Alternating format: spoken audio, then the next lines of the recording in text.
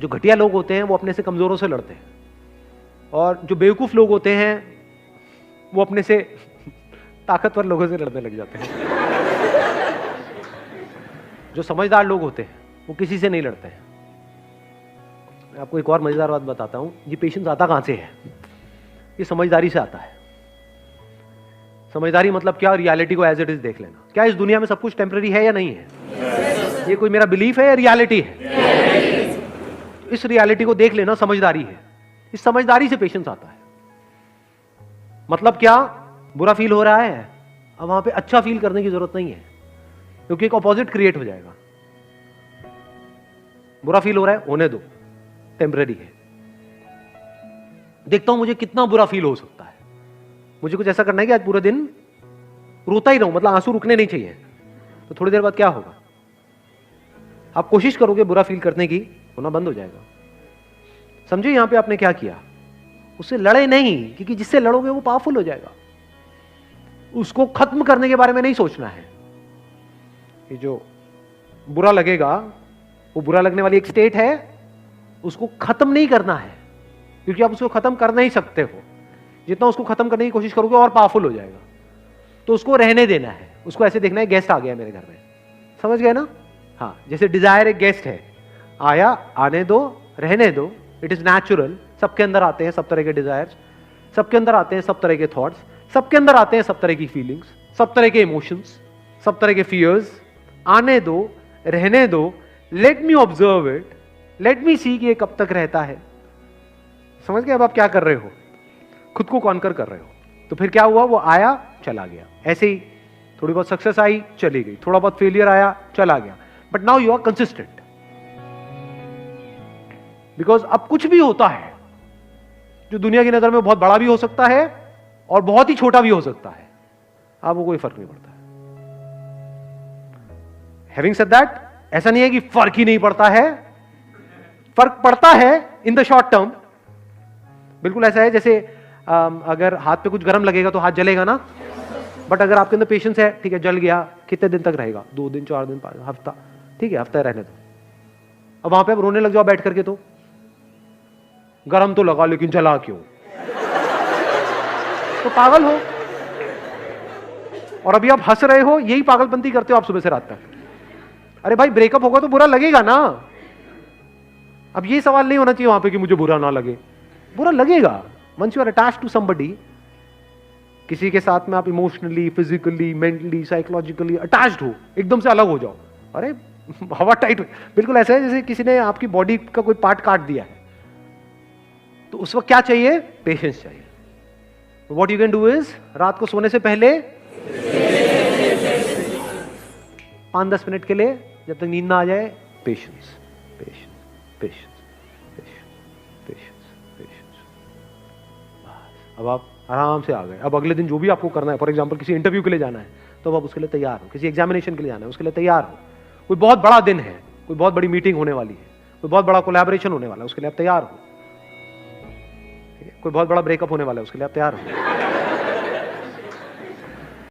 Sir, most of the time ऐसा होता है कि गलतियां करने के बाद पता लगता है, अरे यार मैंने तो ये गलती कर दी। फिर ऐसा लगता है कि बहुत लेट हो गए, मतलब उस चीज को हम इम्प्रूव नहीं कर सकते। We are not in a situation to improve it और make a solution out of. हाँ, अब आपने बहुत अच्छी बात बोली है। आप कह रहे हो कि एक गलती हमने करी, उसके बाद में हमको रियलाइज हुआ कि वो गलती इतनी बड़ी थी कि अब उसको हम इम्प्रूव नहीं कर सकते। मान लो उस गलती की वजह से कोई रिलेशन खत्म ही हो गया, तो इम्प्रूव किस लेवल पे नहीं कर सकते? बाहर के लेवल पे या अंदर के लेवल पे? अंदर के लेवल पे तो छोड़ो, मतलब बाहर के लेवल पे भी इतने सर्कमस्टेंसेस। एक मिनट, यही आप समझ रहे हो ना मैं क्या कह रहा हूँ?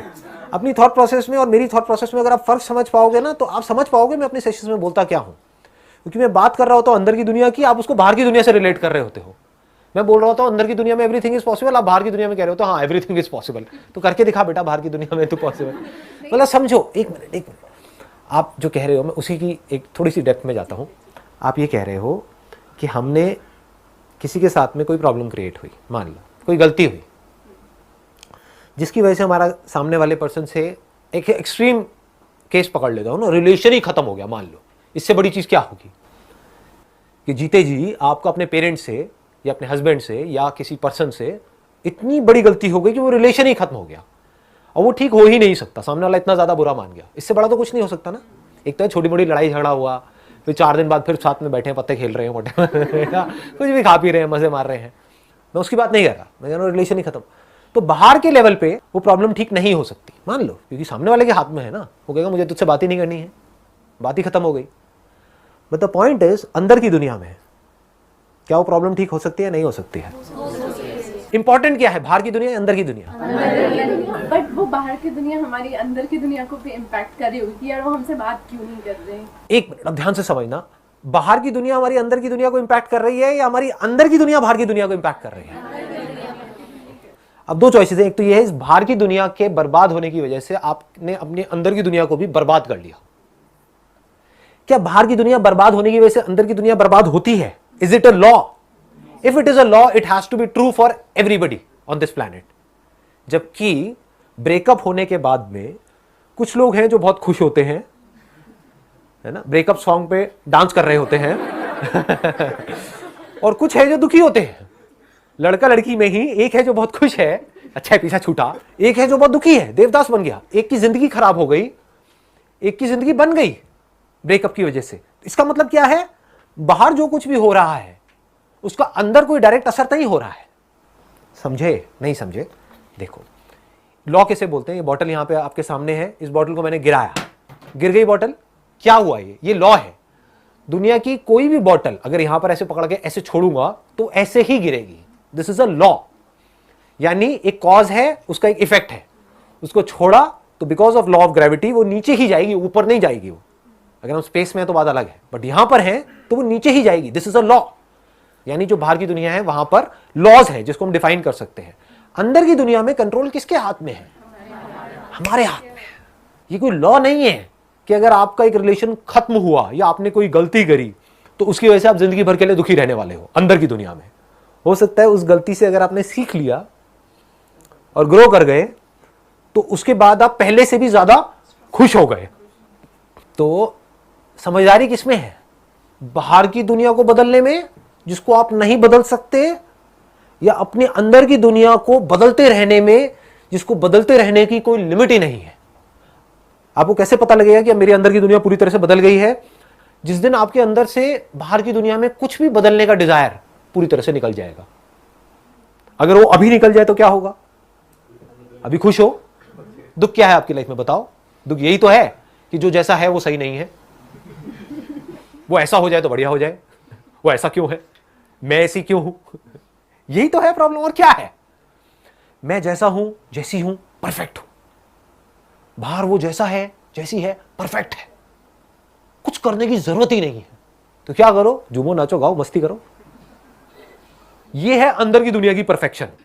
बाहर की दुनिया में ऐसी परफेक्शन पॉसिबल है? इम्पॉसिबल, क्योंकि जो आप चाहते हो वो सब बकवास है। अभी सुनने में कड़वा लगेगा, आपके खुद के अंदर कमियां हैं लेकिन आप चाहते हो सामने वाले में कमियां ना हो। तो जैसे जैसे हम अपने अंदर की दुनिया पे काम करते हैं तो क्या होता है, पहले हमको नजर आता है कि हाँ हमारे अंदर भी कितना कुछ बेकार है और कितना कुछ बढ़िया है। अभी वो आपको पता ही नहीं है। आपको सामने वालों को तो सब कुछ पता है, अपना खुद का नहीं पता है। खुद गलती करते हो तो उसको डिफेंड करते हो, आप चाहते हो सामने वाला बंदा उसको भूल जाए। सामने वाला करता है तो उसको याद दिलाते हो जिंदगी भर के लिए। करते हो ये सब चीजें? नहीं करते हो। फिर कैसे एक्सपेक्ट करते हो कि आपकी रिलेशनशिप्स अच्छी हो जाएंगी? रिलेशनशिप्स अच्छी होने की शुरुआत कहां से होती है? आप चाहते हो सामने वाला बंदा, ये आप चाहते हो कि वो ही कुछ ऐसा कर जाए कि बस सब कुछ परफेक्ट हो जाए। बट एक्चुअल में शुरुआत कहां से होती है? खुद से होती है। मेरे फादर से मेरी एक प्रॉब्लम हुई, मिसअंडरस्टैंडिंग हुई। वो कुछ सोच रहे थे, मैं कुछ सोच रहा था, मैंने कुछ किया, वो चाहते थे मैं कुछ और करूं, एंड एक्सेट्रा। मैंने क्या किया? उस वक्त तो वहां से निकल लिया चुपचाप। उसके 2 दिन बाद बैठ करके अपने फादर से एक ऐसे टॉपिक के ऊपर बात करी 2 घंटे तक जिसका उस प्रॉब्लम से कोई कनेक्शन नहीं था। कि पापा आप वो बताते थे कि भाई स्कूल टाइम में या कॉलेज टाइम में, क्या आपके टाइम में भी ये सब होता था, ये जो आजकल होने लग गया यहाँ पे सोसाइटी में हमारे? बस इतना सा बोलने की देर है, आगे से खेल शुरू, आगे से खेल शुरू। और मैं 2 घंटे तक बैठा हुआ था। फिर मैंने उनकी पूरी हिस्ट्री सुनी, वो हिस्ट्री जो मैं पहले 10 बार सुन चुका था। सब पता था कि उस वक्त ऐसा हुआ, वैसा हुआ। आराम से बैठ करके, पेशेंटली आराम से बैठ करके सुन रहा हूं, समझने की कोशिश कर रहा हूं कि देखो मन के कितने अच्छे हैं, दिल के कितने अच्छे हैं, कोई भी बुरा नहीं है, नो बडी इज बैड। हमारी नजरें खराब होती हैं, हम गलत नजर से सामने वाले को देख रहे हैं, हम उस इंसान के पॉइंट ऑफ व्यू को समझ ही नहीं पा रहे हैं कि उसकी अपब्रिंगिंग क्या है, उसकी लाइफ की सिचुएशंस क्या है, उसके सर्कमस्टेंसेस क्या हैं। हम उसकी जगह होते तो हम भी यही कर रहे होते। तो मैंने क्या किया, बैठ करके आराम से 2 घंटे तक सारा समझा, और करते करते करते करते करते करते करते करते फिर जब पूरे तरीके से वो खाली हो गए, अंदर से कुछ था ही नहीं उनके पास बोलने के लिए, बस उसके बाद में खेल खत्म, प्रॉब्लम सॉल्व।